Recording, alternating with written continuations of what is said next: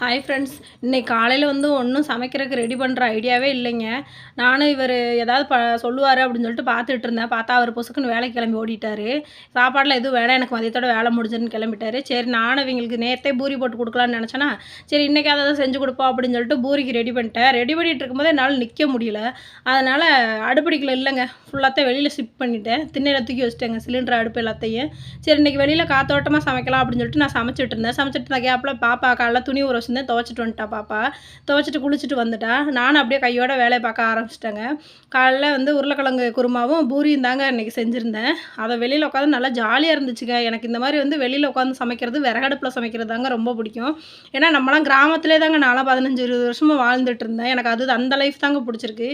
இங்கே இருக்கிறோம்ன்ற பேர் தாங்க, சும்மா வேறு வழி இல்லாமல் இங்கே இருந்து ஆகணும் அப்படின்ற ஒரு கட்டாயத்துக்காக இங்கே இருந்துகிட்ருக்கிறேன். இல்லாட்டினா எனக்கு இந்த லைஃப் சுத்தமாகவே பிடிக்கலங்க இங்கே இருக்கிறதுக்கு. நானும் சமைச்சு முடிச்சிட்டேன். சமைச்சு முடித்த கையோட எங்கள் சின்ன பையன் பார்க்குறத பாருங்கள். அவருக்கு பூரி உருளைக்கிழங்குனா ரொம்ப பிடிக்கும்.